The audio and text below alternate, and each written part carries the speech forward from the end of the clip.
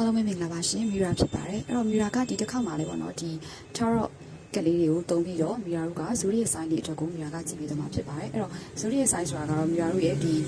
sun sign ပေါ့နော်အဓိကတော့မီရာ sun sign ကိုပတ်သက်ပြီးတော့ပြောပြမယ်အဲ့တော့ sun sign ထဲမှာမီရာတို့ပထမဆုံးအနေနဲ့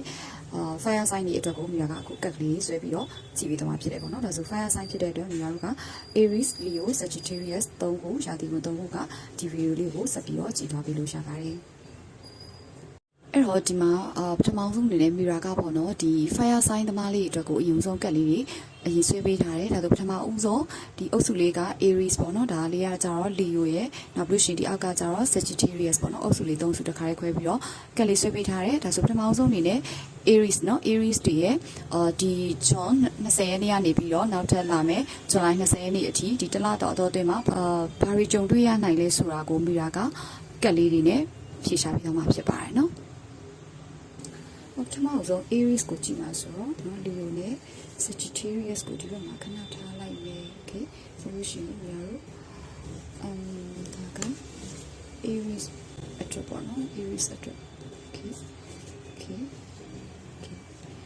အဲ့တော့ဒါလေးကကြတော့လေမြန်မာ short message ပဲဖြစ်တယ်ပေါ့နော် short message ဖြစ်တဲ့အတွက်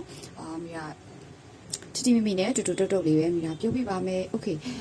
ကဲဒါဆိုလို့ရှိရင်လေဒီ Aries လေးတွေပေါ့နော်ဒီ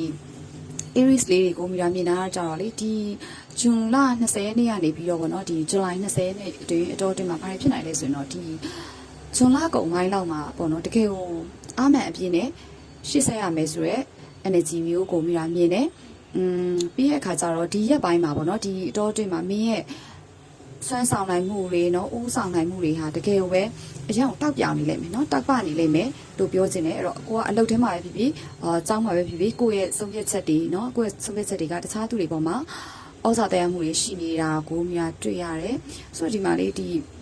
ီပေါ့နော်နေရာရွှေ့ပြောင်းတာတွေခရီးသွားတာတွေနော်ဒါမှမဟုတ်ရှင်စိတ်လှုပ်ရှားစရာအသစ်တွေကိုကိုကလေအရှိန်အဟုန်နဲ့လှုပ်ဆောင်ရတတ်တယ်ပေါ့နော်ဆိုတော့ဒီမှာတခုသတိပေးချင်တာကလေဒီမှာပေါ့နော်ဒီ 5 of cups ဆိုတဲ့ energy ရဆိုမင်းကလေကိုရှိမှာပေါ့နော်ဒီမှာဒါဆိုခွက်တွေကလေဒီမှာခွက်တစ်ခွက်ကအကောင်းတိုင်းရှိတယ်ကျန်တဲ့ခွက်တွေကလဲနေတယ်ဆိုတော့မင်းကဒီအကောင်းတိုင်းရှိနေတဲ့ခွက်ကိုမမြင်နိုင်ဘူးပေါ့နော်ဒီကျန်တဲ့ခွက်တွေလဲလို့မင်းကစိတ်ညစ်နေတယ်ပြီးတော့ကိုရှိကနေထွက်ခွာသွားတဲ့တစုံတစ်ခုကိုပဲမင်းကစိတ်ထဲမှာတွေးပြီးတော့ဘလို့ဝမ်းနေပေါ့နော်ဆုံးရှုံးမှုတွေကိုယ့်ရဲ့အတိတ်မှာပြောမယ်ဆိုကိုယ့်ရဲ့အတိတ်ကအဆင်မပြေမှုတွေဆုံးရှုံးမှုတွေကိုပြန်တွေးပြီးတော့ဝမ်းနေနှမျောနေတတ်တဲ့စိတ်တွေရှိနေရလို့မြင်ရတယ်ဆိုတော့ကိုယ့်ရဲ့ရှေ့မှာလေကောင်းမွန်တဲ့အနာဂတ်ရှိရပေါ့နော်ဒီခွက်တစ်တွေရှိနေပေါ့ပြောချင်တာခွက်တစ်တွေရှိနေတာဖြစ်တဲ့အတွက်ကိုကအတိတ်ကအဆင်မပြေမှုတွေကိုမေ့ပြလိုက်ပါနာကျင်နေတဲ့စိတ်တွေပြန်တွေးပြီးတော့ဝမ်းနေနေတဲ့စိတ်တွေမေ့ပြလိုက်ပါပေါ့နော်အဲ့လိုမျိုးလေးမိတာကအကြံပေးချင်ပါတယ်ဆိုတော့ဒီ Aries လေးတွေကလေကိုယ့်ရဲ့ energy claim လုပ်ဖို့အတွက်ပေါ့နော်ကိုယ့်ရဲ့အောင်မြင်မှုတွေစုပ်ကိုင်ဖို့အတွက်ကို comment မှာAries power လို့ရေးခဲ့ကြပါအောင်ရှင်။ဒါဆိုရင်ဒါကတော့ Aries အတွက်ပဲဖြစ်ပါတယ်။ Okay ဆိုတော့ဒီတစ်ခါမိတာက Leo ပေါ့နော်။ Leo အတွက်ကိုကလေးဒီမှာဆွဲထားတာလေးကိုမိတာဖြည့်လိုက်ပါမယ်ပေါ့နော်။နည်းနည်းလေးပြန်လာ။ Okay အဲ့တော့ဒီမှာပေါ့နော်ဒီတစ်ခါကျတော့ Leo လေးတွေအတွက်ကလေဒီဇွန်လကုန်ပိုင်းလောက်မှာစိတ်သက်သာရာပေါ့နော်စိတ်သက်သာရစီမယ့်အချိန်ခုဖြစ်လာတော့မယ်လို့မိတာကဒီမှာပြောချင်တယ်ဆိုတော့လေမင်းတို့အနေနဲ့ပေါ့နော်ကိုကစောင့်မျှော်နေတဲ့ငွေကြီးကိစ္စမျိုးတွေဒါမှမဟုတ်ရှင်မိသားစုအမွေအနှစ်တွေတော့ဒါမှမဟုတ်ရှင်ကိုယ့်ရဲ့ဒီစီးပွားရေးလုပ်တဲ့သူဆိုလို့ရှိရင်ရေရှည်ရင်းနှီးမြှုပ်နှံမှုတွေကနေပြီးတော့ဒီရလက်ကောင်းတွေရလာတော့မယ်ဆိုတော့ဒီထန်တော့ဖန်တကယ်ပေါ့နော်ဒီကက်လေးကြားထားတယ်ဆိုတော့ဒီကို့မှာပေါ့နော်အကယ်၍ဒီလီယိုသမားလေးတွေကလေအခက်ခဲတွေပြဿနာတွေပေါ့နော်ဒီရက်ပိုင်းနေမှာရှိခဲ့မယ်ဆိုလို့ရှိရင်လေပေါ့နော်ဒီရက်ပိုင်းမှာကိုပဲတနည်းအားဖြင့်ဒီဇွန်လ20ရက်နေ့နောက်ပိုင်းပေါ့နော်ဒီဇူလိုင်လ20ရက်နေ့မတိုင်ခင်အတော်သိမှာပဲကိုကအေးဆက်ဆက်နဲ့လေလုံးမြရအောင်လမ်းစာကိုရှာဖွေပြီးတော့တစ်ဖက်ကံကိုကူးနိုင်မယ်ဆိုတဲ့ energy မျိုးကိုမြင်ရတယ်ပေါ့နော်အဲ့တော့နောက်ကစားတဲ့သတိပေးချင်တာလေတခုရှိတာကဒီလီယိုသမားလေးတွေကလေ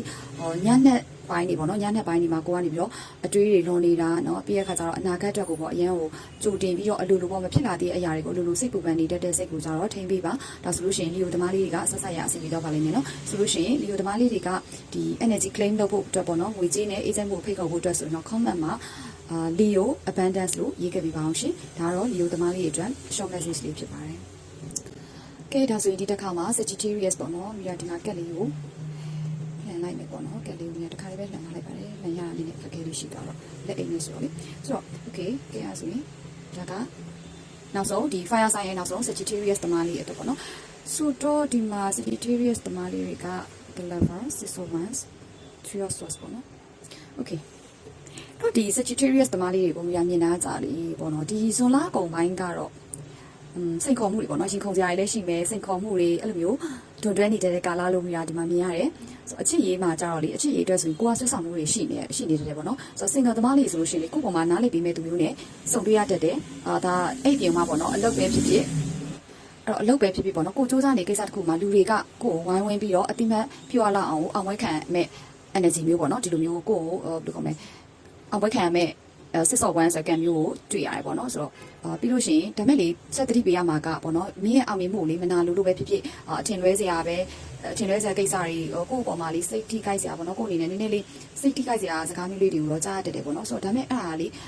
မင်းဘာမှလာပြီးတော့မင်းအောင်မြင်မှုလာပြီးတော့မထိခိုက်နိုင်ဘူးပေါ့နော်မင်းရဲ့အောင်ပွဲတွေမင်းရဲ့ဒီအောင်မြင်မှုတွေကိုလာပြီးတော့မထိခိုက်နိုင်ဘူးဖြစ်တဲ့အတွက်ကိုကအဲ့ဒီတစ်ဖက်လူရဲ့စကားကြောင့်ကိုယ်လုံးသားကိုအနာမခံနေပါနဲ့ပေါ့နော်မင်းကပို့ပြီးတော့တန်ဖိုးရှိပါတယ်ဆိုတော့ဒီ Sagittarius သမားလေးအတွက်အခုဇွန်လ20ကနေဇူလိုင်လ20တော့ဒီမှာကြုံတွေ့နိုင်တဲ့တလားဆောင် short message လေးကိုဖတ်ပေးခဲ့တာဖြစ်ပါတယ်ဆိုတော့ဒီ Sagittarius သမားလေးတွေကလေကိုယ့်ရဲ့အောင်ပွဲတွေပေါ့နော်ဆက်ပြီးတော့ထိန်းသိမ်းထားဖို့အတွက်ဆိုရင် comment မှာ Sagittarius victory လို့ရေးခဲ့ကြပါအောင်ရှင်ဒါလေးကတော့ Sagittarius သမားလေးအတွက် short message ပဲဖြစ်ပါတယ်ဒါဆိုရင်ဒီတစ်ခေါက်မှာတော့ Mira ကဒီ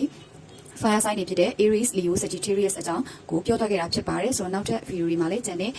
water sign, earth sign, air sign တွေအကြောင်းကိုလည်းထပ်ပြီးတော့ပြောပြမှာဖြစ်တဲ့အတွက်ကျန်တဲ့သမားလေးတွေကဆက်ပြီးတော့ video လေးကိုကြည့်ရှုပေးပါအောင်နော်ပြီးတော့ account လေးကို follow လုပ်ကတည်းက follow လုပ်ပေးသွားလို့ရပါတယ်နောက်ထပ် video မှာပြန်တွေ့ပါမယ်ရှင် bye bye